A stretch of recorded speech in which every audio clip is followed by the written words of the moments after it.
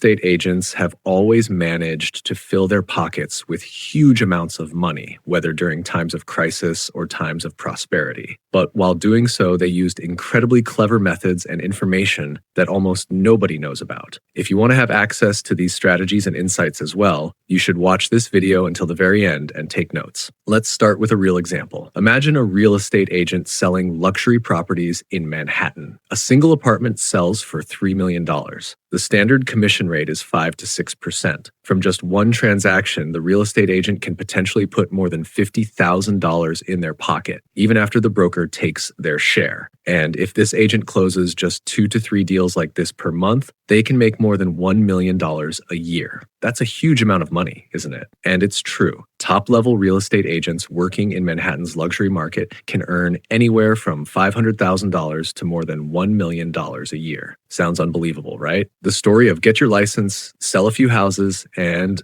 get rich starts forming in your head exactly like this. And that story is partly true. But here's the real truth we're going to talk about in this video. These million-dollar earning agents make up less than 1% of all real estate agents in the industry. And when you see the bigger picture, you'll probably be very surprised because real estate has a much different financial reality than it appears to have. You can't enter this business without understanding the math. In this video, I'm going to explain the real economics of the real estate business from beginning to end, both as an individual real estate agent and as a real estate office brokerage business using real numbers. My goal isn't to discourage you, it's to make you realistic. If you stay realistic and use real strategies and information, you can build a very good income. This video will give you information that most people don't know. So before you jump into the business, do your research thoroughly and then make your move. Let's get started. Chapter 1. There isn't just one type of real estate agent. First, let's make something clear. Being a real estate agent isn't just one thing. There are at least 3 different levels, and each one has a completely different economic structure. Each has a different level of authority and responsibility. Which one is more profitable and which one is more suitable for you? You'll decide that by the end of the video. First, there's the independent real estate agent, an individual, commission-based agent working under the umbrella of a brokerage firm. This is exactly where the vast majority of people entering the industry start. Second, there's the team leader or team building agent. Someone who has several agents working under them, earns a share of their transactions, and continues making their own sales at the same time. Here, your income depends not only on your own efforts, but also on the performance of the team you manage. Third is the brokerage firm itself.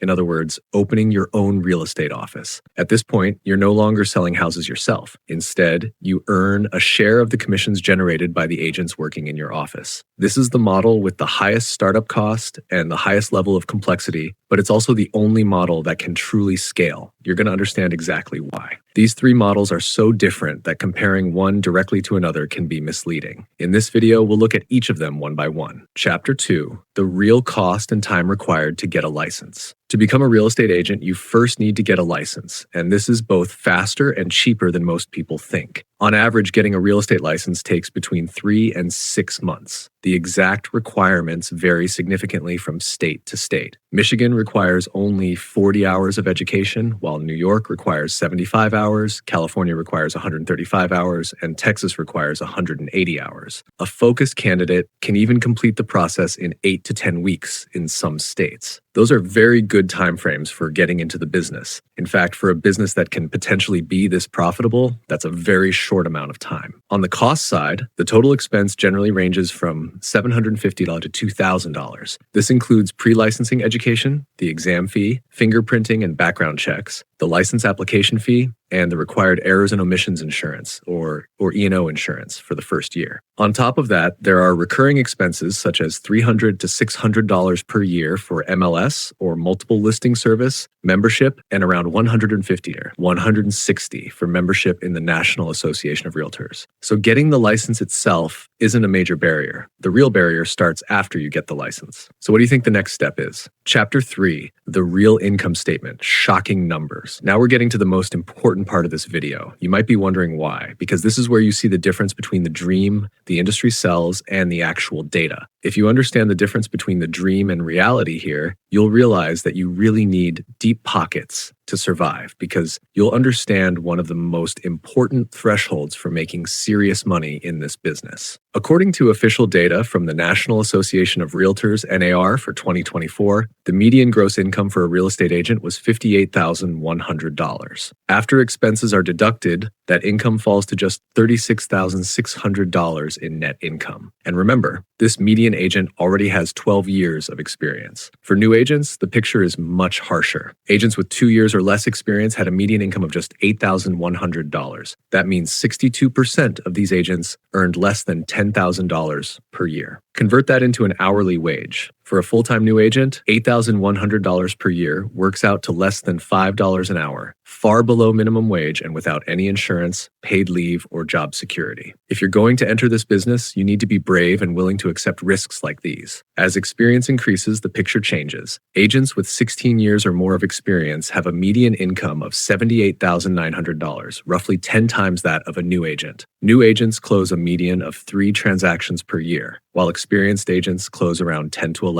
And perhaps the most striking numbers are these. For new agents, 0% of their business comes from repeat clients and 0% comes from referrals. For experienced agents, those figures rise to 41% and 28%. In other words, as experience increases, the effort required to find new business decreases because your client network starts growing on its own. It becomes a self-feeding cycle over time. But do you know how you achieve that? With a quality professional network. And of course, that also depends on building strong and genuine relationships. You don't have to become close friends with every single client. But to build a strong network, you should surround yourself with people who are involved in buying and selling, people with strong financial resources, and people who can bring you clients from outside your immediate circle. The system I'm talking about gives you much easier access to systems capable of generating millions of dollars, because every friend or business connection can introduce you to new people. Let's go back to the numbers. The statistics above bring us to one of the most talked about statistics in the industry. 87% of real estate agents leave the industry within 5 years. The exacts of this number is debatable, but the underlying reality is true. According to state license renewal data, approximately 75% of newly licensed real estate agents leave the industry within their first year. During periods when the market slows down, the situation gets even worse. Among agents who made their first sale in 2021, the first-year exit rate reached as high as 37%. Why do so many people quit? The answer is a simple timing problem. Real estate income typically comes 60 to 90 days after the work is done. A conversation you have in January might not turn into a closed sale until July. Most new agents enter the business without enough cash reserves to finance themselves through this period, and the sale doesn't happen before their money runs out. That means you need to make some serious decisions before getting into this business. Chapter 4. How is the commission split? The brokerage system. Now we're getting into one of the least known parts of the video. The commission a real estate agent earns doesn't actually all go to the agent. That's because every agent has to work under the umbrella of a brokerage firm, and that firm takes a share of every transaction. In other words, even the person earning the commission has to pay a commission. One of the most common models is Keller Williams' 70-30 split with a cap system. The agent receives 70% of the commission, while 30% goes to the office. On top of that, 6% of the gross commission, capped at $3,000 per year, goes to the parent brand as a franchise fee. So the effective split is actually around 64-30 versus 6. For example, on a $500,000 home sale, a 3% commission equals $15,000. Under this system, the amount left for the agent is approximately $9,870, meaning roughly 1/3 of the gross commission goes to the brokerage and the brand. That doesn't seem very fair, does it? But this is where an interesting mechanism comes into play: the cap system. Once an agent has paid a certain amount to the brokerage during the year, generally somewhere between $18,000 and $30,000, they receive 100% of their commission for the rest of that year. So the more sales you make, the smaller the percentage you effectively give to the brokerage. That starts to make the business look a little more attractive. Cloud-based brokerage firms such as eXp Realty use a different model, an 80-20 split with a $16,000 cap, and because there's no physical office, there's no franchise fee. RE/MAX takes a completely different approach. The agent receives 95% of the commission, but in exchange, they pay a fixed desk fee of between $500 and $3,000 per month. In other words, whether you make a sale or not, you still have to pay the fee. It's basically like a subscription system. Whether you use it or not, once you're subscribed, you have to pay. Each of these three models appeals to a different strategy. For a new agent making only a few sales, Keller Williams' lower risk percentage split may be safer. But for an experienced agent making a high volume of sales, RE/MAX's fixed fee model can be much more profitable because as your sales volume increases, the effective percentage of that fixed fee becomes smaller. So in reality, it all depends on the volume of your business. Chapter 5. So how does a brokerage firm make money? Now let's look at the other side of the equation, the real estate office itself. How does a brokerage firm make a profit? You need to understand all of this information and have a clear picture of how the system works because these are the basic building blocks. Combined with the strategies we'll discuss later, they can turn this into a business capable of generating serious profits. So, how does a brokerage firm make money? That was our question. The answer is simple: through commission splits from agents, franchise fees, and desk fees. Imagine a Keller Williams office with 50 real estate agents working there. If 30% of each agent's commission goes to the local office, and those 50 agents collectively generate $10 million in commissions per year, the office's share could be close to $3 million.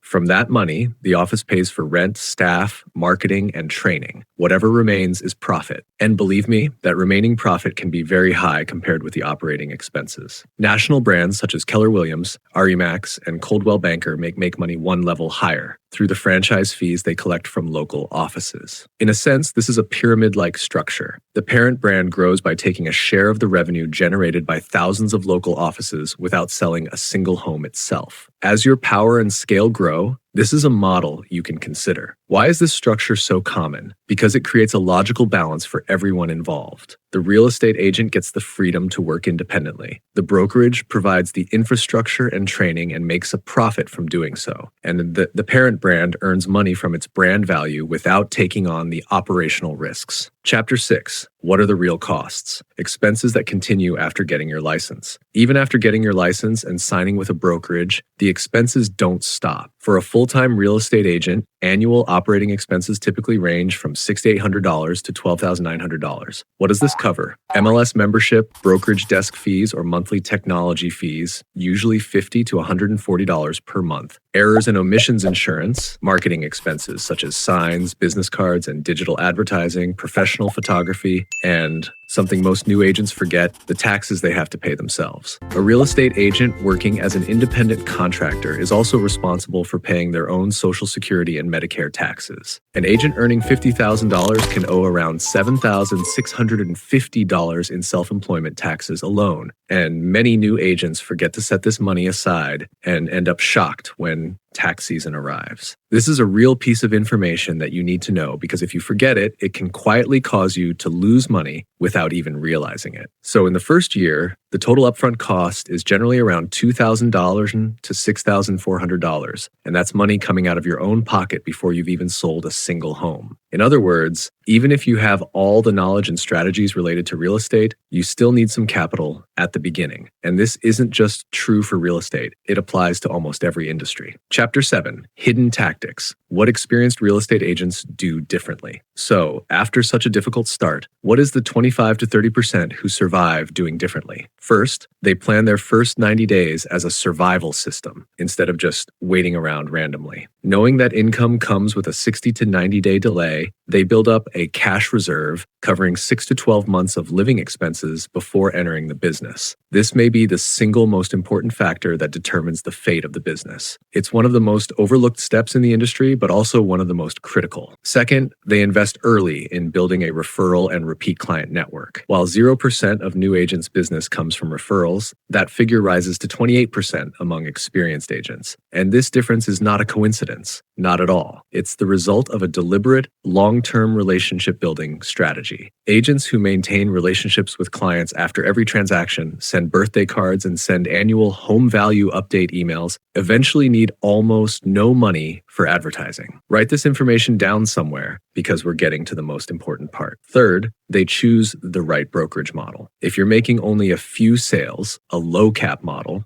such as EXP's $16,000 cap, can get you to a 100% commission split faster. If you're making a high volume of sales, REMAX's fixed desk fee model can be much more profitable. Agents who make the wrong choice can end up giving thousands of dollars unnecessarily to their brokerage every year. And there's really no reason for that, because by doing comprehensive research, you can figure out which model is right for you. Fourth, they use their marketing time correctly. When the market slows down, agents who spend 80 to 90% of their time doing nothing but searching for clients don't survive, because that's a short-term tactic, not a long-term system. The ones who survive build a repeatable system that works regardless of market conditions. Content creation, a social media presence, local expertise, and partnerships with mortgage brokers, attorneys, and home maintenance companies. In other words, they try to leave an impact on people and enrich their professional network. You need to stay calm and understand the market. Chapter 8, Simple Math and a Realistic Year. Now let's summarize everything with concrete numbers, because numbers always make the picture more realistic. Let's look at the first year scenario. You spend $2,000 to $6,400 on licensing and startup costs. You close a median of 3 transactions, generating approximately $10,000 in gross commission income. After the brokerage split and expenses are deducted, your net income often ends up below $5,000, which is an extremely low return for a full year of full-time work. This is why 75% of new agents quit at this point. The important thing is being able to keep going. The 3 to 5 year scenario, your referral network starts to take shape. You close 8 to 11 transactions per year. Gross income rises to around $55,000 to $60,000, and net income settles around $35,000 to $40,000. This is the median level of the industry, but you still haven't reached the really profitable part. The top 10% scenario, with a strong referral network, the right brokerage choice, and a consistent marketing system, gross income exceeds $128,000. In luxury markets such as Manhattan, the very top tier can earn more than $500,000, but this group makes up less than 1% of all real estate agents. This small minority consists of people who continue pushing through obstacles, constantly moving forward with the right information and strategies, no matter what. The difference is clear. This is an industry with a low barrier to entry, but an extremely uneven income distribution. The first 12 to 24 months are almost always a period of losses or very low earnings, and the real money starts coming after the 3rd year, when your referral network begins growing on its own. In other words, it takes time. Conclusion: be realistic, but don't lose hope. The story of a real estate agent making $1 million a year in Manhattan is real, but that story doesn't represent even 1 out of every 100 people entering the industry. The other story is just as real. 62% of new agents earn less than $10,000 in their first year, and 75% completely leave the industry by the end of their first year. But there's another side of the coin. If real estate were a business that brought in huge amounts of money quickly, everyone would rush into it, right? If you're seriously considering entering this business, the question you should ask isn't, is real estate profitable? The right question is, do I have enough cash reserves to finance the first 12 to 24 months? And do I plan to use that time systematically to build a referral network? If your answer is yes, this business can genuinely turn into a significant long-term income source, because the median income of experienced real estate agents is almost 10 times that of new agents. If your answer is no, the difficulty of the first year could push you onto the wrong side of the statistics, into that 75% group. Be aware of that. Tell me in the comments, what do you think is the biggest determining factor in this industry? Having enough cash reserves, choosing the right brokerage, or having the discipline to build a referral network? Don't forget to subscribe so you don't miss realistic business and career economics analyses like this. See you in the next video. And if you want a more detailed video, let me know in the comments. I'm definitely waiting to hear from you.